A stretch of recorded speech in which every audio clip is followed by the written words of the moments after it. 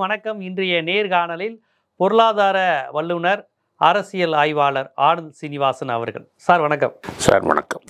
Sir, இந்த உலக முதலீட்டாளர்கள் மாநாடு தேசிய சர்வதேச அளவிலிருந்து பல்வேறு நாடுகளிலிருந்து தமிழ்நாட்டில் முதலீடுகள் குவிந்திருக்கிறது.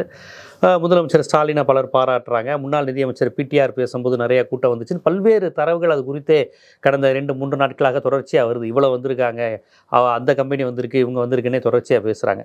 இந்த முதலீட்டர் மாநாடு எனக்கு தெரிஞ்சு ஜெயலலிதா அவர்களுடைய கடைசி காலத்திலையும் இந்த மாதிரி இன்வெஸ்ட்மெண்ட் நடந்தது. இந்த மாதிரி முதலீடு அதிகம் குவிப்பது அப்படிங்கிற விஷயம் தொடர்ச்சியான ஒரு பேசுபொருளாக தமிழ்நாட்டில் இருக்குது. இந்த மாநாடை நீங்கள் எப்படி பார்க்குறீங்க? இந்த முதலீட்டாளர்கள், இந்த முதலீடுகள்னால என்ன தமிழ்நாட்டுக்கு, இந்தியாவுக்கு பலன் கிடைக்கும்னு பார்க்குறீங்க? இந்த முன்னாடி ஃபர்ஸ்ட்லேருந்தே பார்ப்போம். அம்மையார் காலத்துலேருந்து நடந்ததில் இது வரைக்கும் ப்ராமிஸ் பண்ணதும் ஆக்சுவலாக நடந்ததும் 100 ரூபா பண்ணுறேன்னு சொன்னால் 3 ரூபா 4 ரூபா தான் இப்போ நடந்திருக்கு.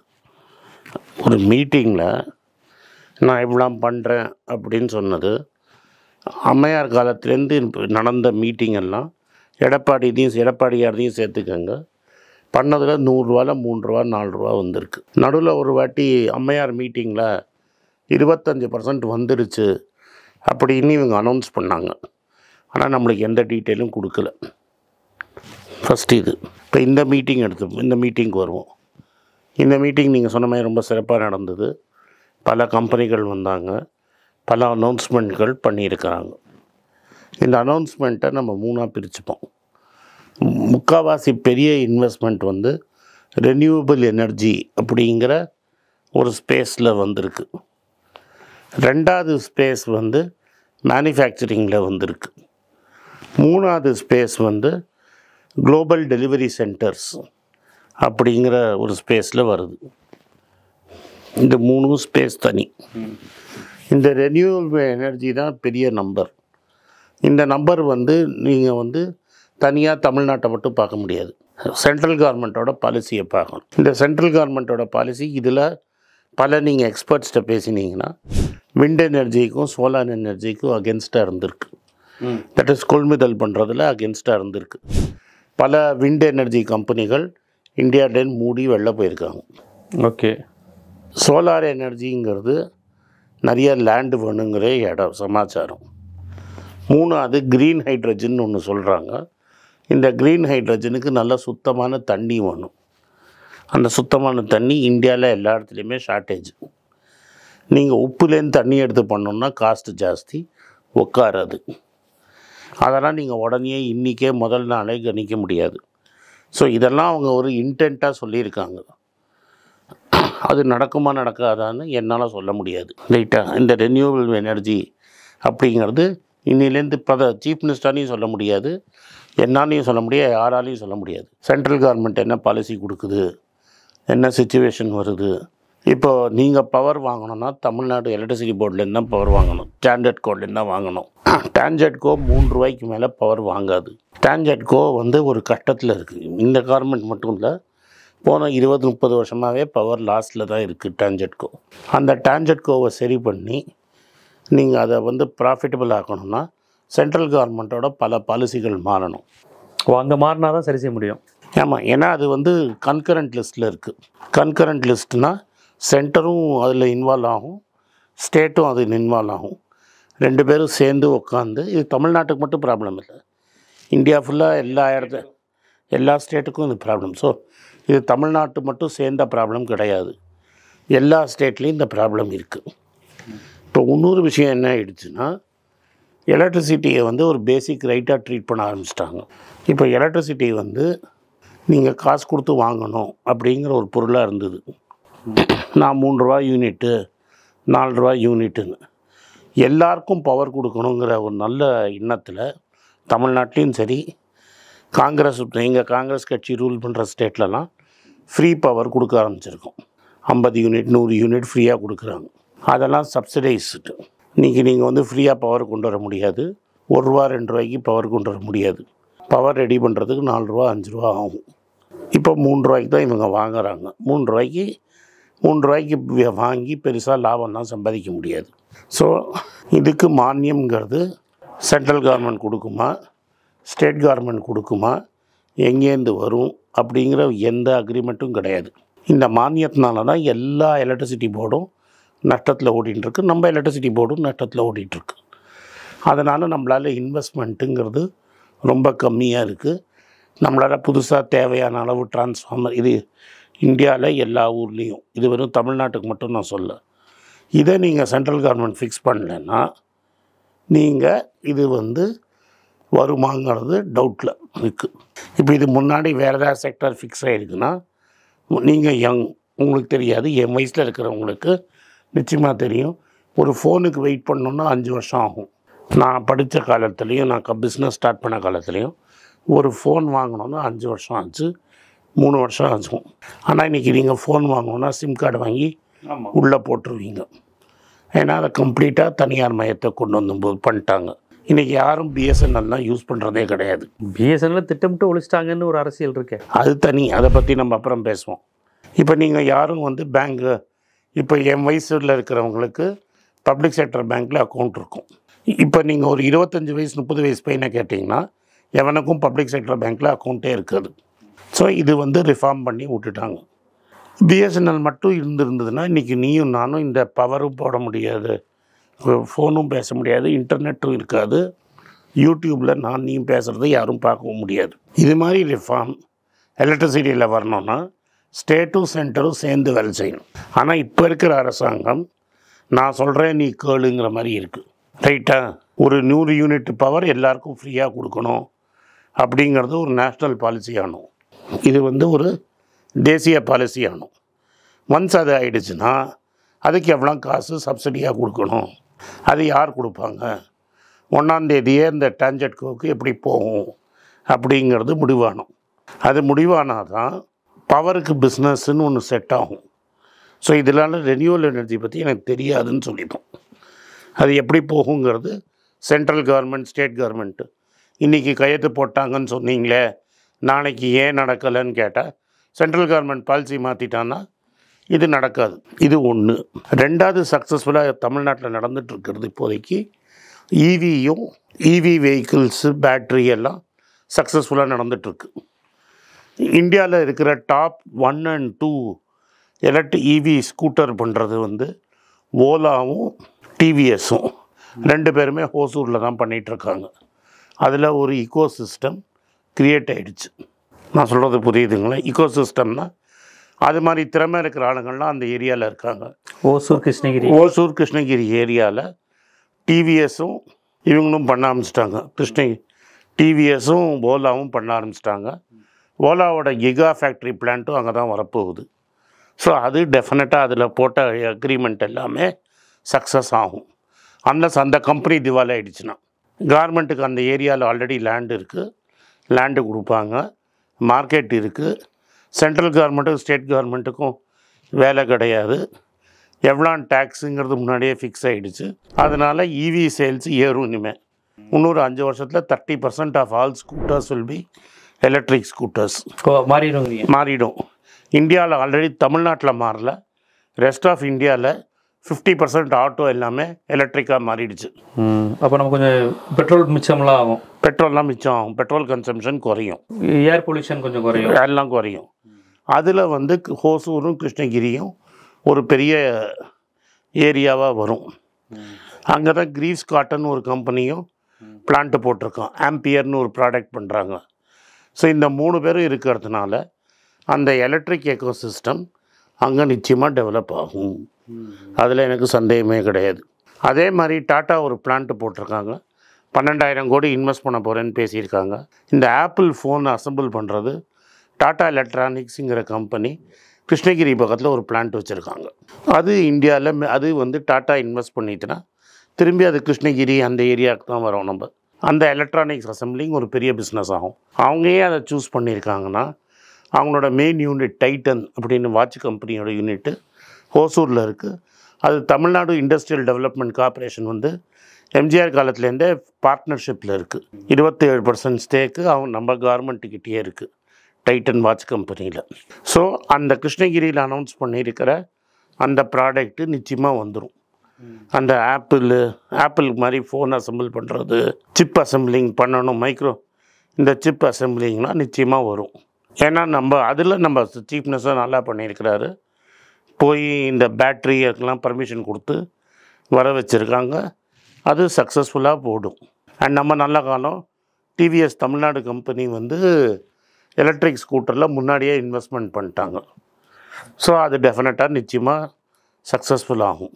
அதே மாதிரி இந்த வாட்டியை நான் பார்க்கல, பெரம்பலூர் பக்கத்தில் ஒரு ஷூ கம்பெனி, கிராக்ஸுங்கிற ஒரு ஷூ கம்பெனி பெருசாக மேனுஃபேக்சரிங் ஃபெசிலிட்டி இதுக்கு முன்னாடியே பண்ணி ரெடி பண்ணிட்டாங்க. ஸோ இந்த ஷூ மேனுஃபேக்சரிங் பிஸ்னஸ் சக்ஸஸ்ஃபுல்லாக இந்தியா தமிழ்நாட்டில் வரும். இந்த நைக்கி மாதிரி ஷூவை ரெடி பண்ணி உலகத்துக்கு சப்ளை பண்ணுறது, திருப்பூர் இன்றைக்கி எப்படி பனியனுக்கு இருக்கோ அது மாதிரி இது வரும். பட் இது வந்து திருப்பூர் மாதிரி சிறு தொழிலாக இல்லாமல் பெரிய கார்ப்பரேட் கம்பெனிங்க இன்வெஸ்ட் பண்ணி அது வரும். அதான் மெயின் டிஃப்ரென்ஸு. திருப்பூர் ஃபுல்லாக சிறு தொழில், இது மெயின் பெரிய பெரிய கார்ப்பரேட் கம்பெனிகள் இதை ரெடி பண்ணி இது வரும். Leather footwear company, footwear business பெருசாக வரும். அடுத்தது நான் இன்றைக்கி நோட் பார்க்கும்போது காட்ரேஜ் கம்பெனி வந்து ஆல்ரெடி அம்பத்தூரில் பெரிய லெவலில் இருக்காங்க. அவங்க வந்து செங்கல்பட்டு பக்கத்தில் ஒரு ஃபேக்ட்ரி போடுறதா கிரவுண்ட் பூஜை பண்ணிட்டோங்கிறாங்க. அவங்க வந்து சிந்தால் சோப்பும் குட் நைட் அந்த மஸ்கிட்டோ காயிலும் பண்ணுவாங்க. அது already establish brand, already business இருக்குது, சவுத்து ஃபுல்லாக விற்கிறாங்க. தமிழ்நாட்டை சவுத்துக்கு மேனுஃபேக்சரிங் ஹப்பாக சூஸ் பண்ணியிருக்காங்க. அது நிச்சயமாக வரும். இது நான் உங்களுக்கு கொடுத்தது 2வது பாக்ஸு. ஒன்று ரெனியூவல் எனர்ஜியை பற்றி சொன்னேன், அடுத்தது மேனுஃபேக்சரிங். இது டெஃபினட்டாக 5 வருஷத்தில் மோர் தென் 50% இம்ப்ளிமெண்ட் ஆகிடும். அந்த கம்பெனி திவாலி ஆகிடுச்சுன்னா நம்மளால் ஒன்றும் பண்ண முடியாது. ஏன்னா அந்த வின்ஃபாஸ்ட் வந்து எனக்கு நம்பிக்கை இல்லை. ஏன்னா இது வந்து கவர்மெண்ட்டோட ப்ராப்ளம் இல்லை, அந்த கம்பெனி சரியில்லைன்னு நான் நினைக்கிறேன், அந்த வியட்நாம் கார் கம்பெனி. பட் இங்கே அந்த ஏரியா வந்து ஒரு இவி பேட்ரி ஈகோ சிஸ்டமாக டெஃபினட்டாக டெவலப் ஆக போகிறது. அதுக்கு இந்த கவர்மெண்ட் நிறைய எஃபர்ட் போட்டிருக்காங்க, அதில் மாற்றுக்கருத்தே கிடையாது. ஸோ எலக்ட்ரிக் வெஹிக்கிளில் ஸ்கூட்டர்லேயும் 3 வீலர்லேயும் Tamil Nadu one of the biggest மேனுஃபேக்சரர்ஸாக வரும். அதில் சந்தேகமே இல்லை. அதுக்கு வேலையை செய்ய ஆரம்பிச்சிட்டாங்க. அது மாதிரி இந்த ஆப்பிள் அசம்பிளிங்கு, மைக்ரோ ப்ராசஸர் அசம்பிள் பண்ணுறது, அதுக்கு நாமும் அது வரும். ஹை அண்ட் டெக்னாலஜி வரும். இது 2வது கேஸு. 3வது வந்து software company, data centre. Data சென்டரை வந்து ரிலையன்ஸ் இன்வெஸ்ட் பண்ணுறேன்னு சொல்லியிருக்காங்க. டேட்டா சென்டருங்கிறது உலகம் ஃபுல்லாக இருக்கிற டேட்டாவை கரெக்டாக ஸ்டோரேஜ் பண்ணி, ரொம்ப சிம்பிளாக சொல்லிட்டேன், ஸ்டோரேஜ் பண்ணி மேனேஜ் பண்ணுறது. அதுக்கு தமிழ்நாட்டில் ஹைலி ஸ்கில்டு எம்ப்ளாயீஸ் ஆல்ரெடி இருக்காங்க. அந்த டேட்டா சென்டர் வருமானு கேட்டிங்கன்னா நிச்சயமாக வரும். ஒரு காலத்தில் வந்து குளோபல் டெலிவரி சென்டர்மாங்க. தட் இஸ் ஒரு கம்பெனியோட என்டையர் பேக் ஆஃபீஸ் வந்து இந்தியாவில் இருக்கும், இங்கே இருக்கும் பேக் ஆஃபீஸ். சிட்டி பேங்க்குக்கு இருந்தது. அது மாதிரி முதல்ல தமிழ்நாட்டில் பல குளோபல் டெலிவரி பிஸ்னஸ் இருந்தது. ஒரு 10-15 வருஷமாக நம்ம சரியாக கவனத்தில் இல்லாதனால அது வந்து இப்போ வந்து ஹைதராபாடுக்கும் பெங்களூருக்கும் மூவ் ஆகி நம்ம 3வது இடத்துக்கு வந்திருக்கோம். அதில் வந்து அடிடாஸ் வந்து எங்கள் குளோபல் டெலிவரி சென்டரை நாங்கள் தமிழ்நாட்டில் சென்னையில் வைக்க போகிறோன்னு சொன்னது ஒரு பாசிட்டிவ் டெவலப்மெண்ட்டை தான் நீங்கள் பார்க்கணும். ஸோ இந்த குளோபல் டெலிவரி சென்டருங்கிற பிஸ்னஸ் திரும்பி தமிழ்நாட்டுக்கு வர ஆரம்பிச்சிருக்கு, இந்த அரசாங்கம் எடுத்தது. அதில் அடிடாஸுங்கிறது வெரி கிரெடிபிள் கம்பெனி இங்கே பண்ணுறேன்னு சொல்லியிருக்காங்க. ஸோ அது மாதிரி இந்த global delivery business, data centre இதெல்லாம் நிச்சயமாக வரும். இதெல்லாம் வராமல் இருக்காது. ஏன்னா இதுக்கு சென்ட்ரல் கவர்மெண்ட் பாலிசிலாம் ஒன்றும் கிடையாது. அவன் பாலிசி ரூபா அண்ணா பைசாலாம் ஒன்றும் கிடையாது. நம்ம சொல்கிறத பண்ணிட்டோன்னா அவன் பண்ணிட்டு போயிடுவான். ஸோ இதுலேயும் 50%க்கு மேலே அடுத்த 5 வருஷத்தில் நம்ம ஐஏஎஸ் ஆஃபீஸர்ஸ்லாம் ஃபாலோ பண்ணாங்கன்னா இது 2 வச்சு நிச்சயமாக வந்துடும். ஸோ ஓவராலாக பார்த்திங்கன்னா இது சக்ஸஸ்ஃபுல்லாக தான் இருக்கும். என்னது ஃபெயில் ஆகும்னா இந்த பவர் பிஸ்னஸ்ன்னு நம்ம அனௌன்ஸ் பண்ணுறது, இந்த வாங்க விற்கிறதுக்கு கவர்மெண்ட்டுக்குள்ளார போகிறதுனால அண்ட் இதில் ஃப்ரீ பவர் இந்த மாதிரி ஸ்கீம்லாம் வரதுனால இந்த ஆக்சுவலி பவர் பிளான்ட்டுங்கிறது நடக்குமான்னு எனக்கு டவுட். க்ரீன் ஹைட்ரஜனுக்கு நிறைய தண்ணி வேணும், அது உப்பு தண்ணி போட்டால் வேலை செய்யுமான்னு எனக்கு தெரியாது. அதனால் எனக்கு ஒரு சந்தேகம் இருக்குது க்ரீன் ஹைட்ரஜன் மேலே. அது தமிழ்நாட்டில் மட்டும் இல்லை, எங்கே க்ரீன் ஹைட்ரஜன் போட்டாலும் அந்த ப்ராப்ளம் வரும். உப்பு தண்ணியிலேருந்து க்ரீன் ஹைட்ரஜன் எடுக்க முடியாது, அதுக்கு நல்ல தண்ணி சோர்ஸ் போகணும். நம்ம ஊரில் நல்ல தண்ணி சோர்ஸுக்கு ஆல்ரெடி பெரிய ப்ராப்ளமாக இருக்குது. ஸோ இதுதான் இந்த பிஸ்னஸில் நடந்தது. அதே மாதிரி $1 trillion எக்கானமி அப்படின்னா $1,00,000 அப்படின்னா நம்ம நாடு வந்து அது $1 trillion ஆகுமா அப்படிங்கிற ஒரு கேள்வி. இந்த 1 trillion கோல், இந்த 1 trillion நிச்சயமாக வரும். அது எந்த பீரியட்குள்ளே வருங்கிறது தான் பாலிசியை டிபெண்ட்டாக இருக்குது. இந்த $1 trillion எக்கானமிங்கிறது இது அச்சீவபிள் கோல். ஏன்னா மகாராஷ்டிரா, தமிழ்நாடு இது 2 தான் பெரிய ஸ்டேட். ஆமாம், நம்பர் 1, 2, 3ல் இருக்கும் மேனுஃபேக்சரிங் ஸ்டேட்டில் இது தான். அதனால் இவங்க 2 பேரும் 1 lakh தாண்டினா தான் தமிழ்நாடு இந்தியா அவர் சொல்கிற மாதிரி வல்லரசு ஆகணும்னா இந்த 2 நாடும் சடனாக நீங்கள் வந்து குஜராத்தை தமிழ்நாட்டாக்க முடியாது.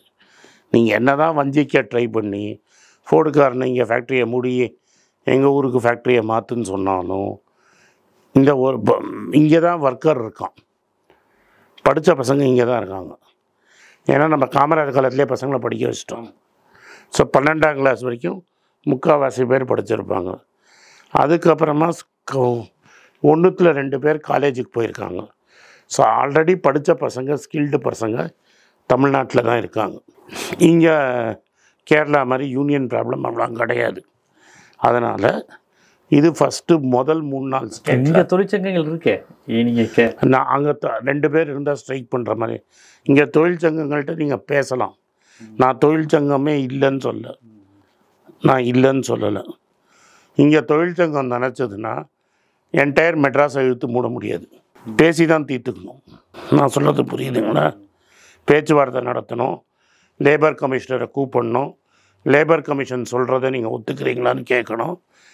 ஓனரும் ஒத்துக்கலாம், இவர்களும் ஒத்துக்கலாம். 2 பேரும் ஒத்துக்கலைன்னா கோர்ட்டுக்கு போகணும். இதுதான் ப்ரொசீஜர்.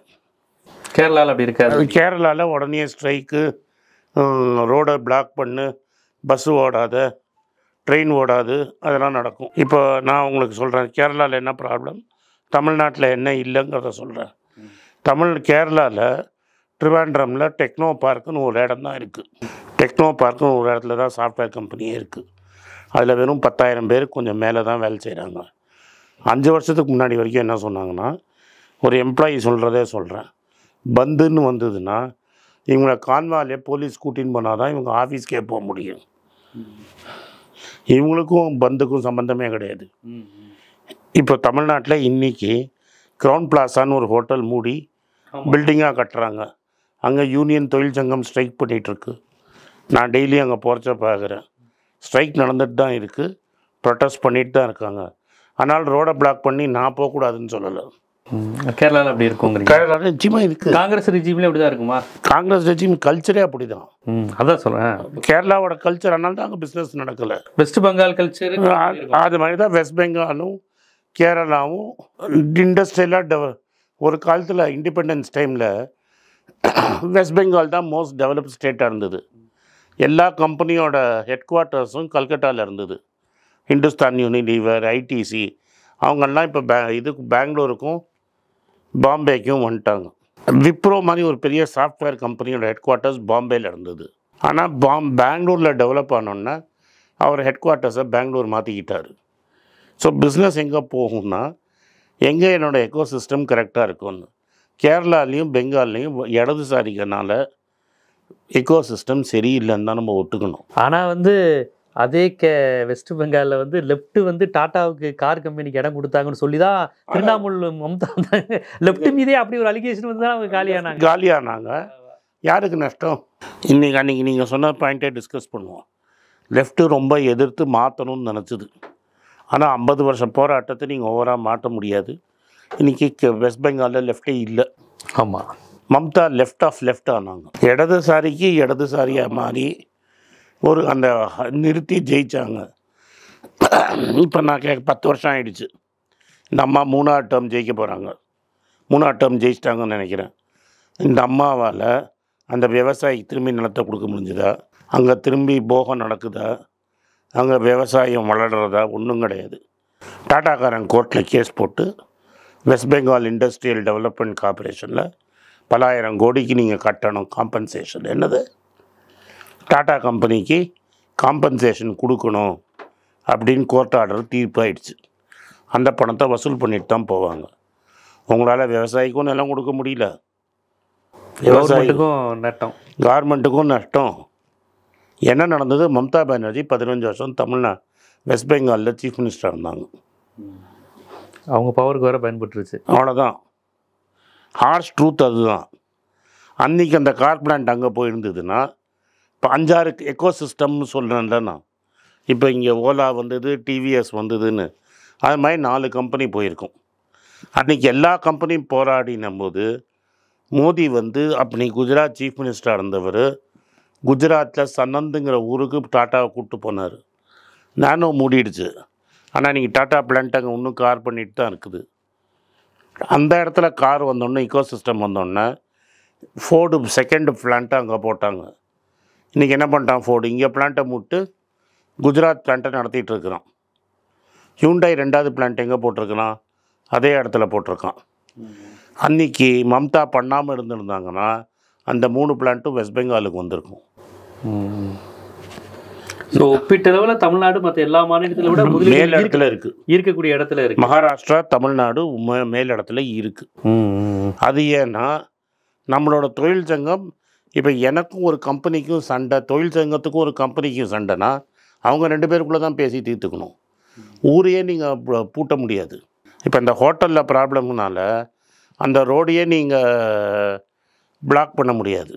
சில பேர் ஓனர் ரைட்டுங்களாம், சில பேர் தொழிலாளிகள் ரைட்டுங்களாம். அது அவங்க 2 பேருக்குள்ளே நடக்கிற டிஸ்பியூட்டு. அது தீர்ப்பு சொல்ல வேண்டியது கோர்ட்டு. அதுக்கு தான் நம்ம ஊரில் லேபர் கமிஷனர் இருக்கார்.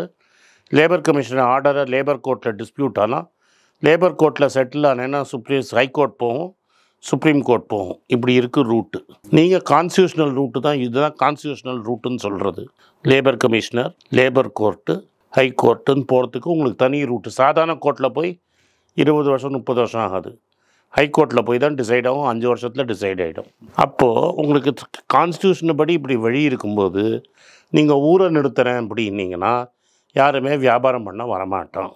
இந்த இடத்துல தான் இன்னொரு கேள்வி வருது. அதாவது பொதுவாக காங்கிரஸ் உட்பட எல்லா கட்சிகளுமே மொய்த்ராவாக இருக்கட்டும், ராகுல் காந்தியாக இருக்கட்டும், திமுக ஸ்டாலின் அவர்களாக இருக்கட்டும், அதானிங்கிற ஒரு நபர் கையில் இந்தியாவை மோடி ஒப்படைக்கிறார் அப்படிங்கிற விமர்சனத்தை தொடர்ச்சியாக வச்சிருக்காங்க. இன்னைக்கு தமிழ்நாட்டில் அதிகமாக முதலீடு செய்திருப்பவர் அதானி.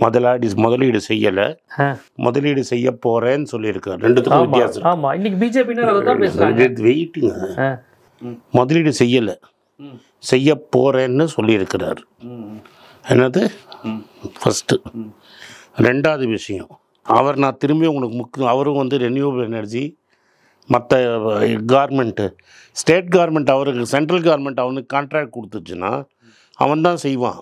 டேட்டா சென்டருங்கிறதுக்கும் நான் டெலிகாம்லேருந்து லைசன்ஸ் வாங்கணும். இன்றைக்கி அவனுக்கு லைசன்ஸ் கிடச்சா அவன் தான் பண்ணி கொடுப்பான். நான் வானான்னு சொன்னேன்னா அது கர்நாடகாவுக்கு போகும், நான் வானான்னு சொன்னால் அது ஆந்திராவுக்கு போகும், நான் வானான்னு சொன்னால் தெலுங்கானாவுக்கு போகும்.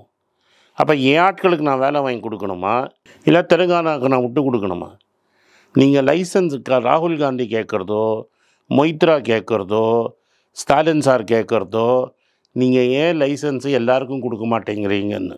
நீங்கள் இப்போ சென்ட்ரல் கவர்மெண்ட்டில் உட்காந்துக்கிட்டு டெண்டரில் இவருக்கு தான் லைசன்ஸுன்னு கொடுத்தீங்கன்னா அவனோட தான் நான் பிஸ்னஸ் பண்ணி ஆகணும். வேறு வழி இல்லை, வேறு வழியே கிடையாது. ரெனியூவபிள் எனர்ஜிங்கிற பாலிசி சென்ட்ரல் கவர்மெண்ட் டிசைட் பண்ணுது. ஏர்போர்ட்டுங்கிறது சென்ட்ரல் கவர்மெண்ட் டிசைட் பண்ணுறது. இன்ஃப்ராஸ்ட்ரக்சர் பிஸ்னஸ் கான்ட்ராக்ட் கொடுக்கறது சென்ட்ரல் கவர்மெண்ட் கொடுக்கறது. ஸோ இந்த இன்ஃப்ராஸ்ட்ரக்சருக்கு இவனுக்கு தான் லைசன்ஸுன்னு நான் சொன்னால் அவனோட தான் நான் வியாபாரம் பண்ணணும். நான் கொள்கை ரீதியாக இவனோட வியாபாரம் பண்ண மாட்டேன்னு நீங்கள் சொன்னீங்கன்னா என் ஊருக்கு போயிடும். வேறு வழி இல்லை. என் ஊருக்கு 5000 வேலை போகணும். பாஜகவினரை ஏன் இதை விமர்சிக்கிறாங்க? பாஜகவினரை அவங்க என்றைக்கு ஒழுங்காக பேசியிருக்காங்க? அவங்க என்ன சொல்கிறாங்க, அதானினாலே மோடியோட டைஅப்னு பேசிட்டு இன்னைக்கு நீங்களே அதானியோட லைசன்ஸ் அவனுக்கு மட்டும் தானே கொடுத்துருக்குற. நாங்கள் என்ன சொல்கிறோம், ஜெயராம் ரமேஷ் என்ன பேசினார்? ஹம்தோ ஹமாரே தோ, நாம் இருவர் நமக்கு இருவர்னு. இருவரும் இங்கே வந்திருக்காங்க, இருவரும் எல்லா ஊருக்கும் தானே போயிருக்காங்க.